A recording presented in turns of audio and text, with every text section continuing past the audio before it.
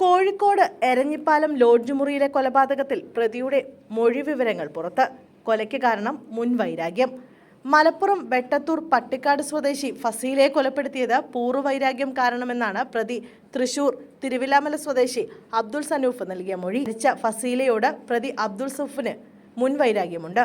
ഒറ്റപ്പാലം പോലീസിൽ ഫസീല നേരത്തെ നൽകിയ പീഡന പരാതി പിൻവലിക്കണമെന്ന് അബ്ദുൾ സനൂഫ് ആവശ്യപ്പെട്ടു. എന്നാൽ ഇവർ വഴങ്ങിയില്ല. ഇത് പ്രതികാരമായെന്നാണ് പ്രതി പോലീസിനോട് വെളിപ്പെടുത്തിയത്. ഒറ്റപ്പാലം പോലീസിൽ നൽകിയ പരാതിയിൽ അബ്ദുൾ സനൂഫ് ജയിലിൽ കഴിഞ്ഞിരുന്നു.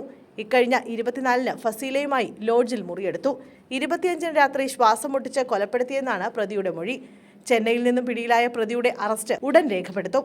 വൈദ്യപരിശോധനയ്ക്ക് ശേഷം കോടതിയിൽ ഹാജരാക്കും. കസ്റ്റഡി അപേക്ഷ നൽകും. കഴിഞ്ഞ ഞായറാഴ്ചയാണ് ഫസീലയും അബ്ദുൾ സനൂഫും എരഞ്ഞിപ്പാലത്തെ ലോഡ്ജിൽ മുറിയെടുത്തത്. ചൊവ്വാഴ്ച ഫസീലയെ ലോഡ്ജ് മുറിയിൽ മരിച്ച നിലയിൽ കണ്ടെത്തുകയും ചെയ്തു. ഈ സംഭവത്തിന് തലേന്ന് രാത്രി അബ്ദുൾ സനൂഫ് ലോഡ്ജിൽ നിന്ന് പോയിരുന്നു. ഇയാൾ ഉപയോഗിച്ച കാർ ചൊവ്വാഴ്ച രാത്രി തന്നെ പാലക്കാട് വെച്ച് പോലീസ് കണ്ടെത്തിയിരുന്നു. ഇതര സംസ്ഥാനങ്ങളിലേക്ക് നീണ്ട അന്വേഷണമാണ് പ്രതിയിലേക്ക് എത്തിയത്. പ്രതി നേരത്തെ ബസ് ഡ്രൈവറായിരുന്നു. കൊലപാതകത്തിന് ശേഷം രക്ഷപ്പെട്ട പ്രതി ഫോൺ നമ്പർ മാറി ഉപയോഗിച്ചിരുന്നതായാണ് പോലീസിനോട് വെളിപ്പെടുത്തിയത്.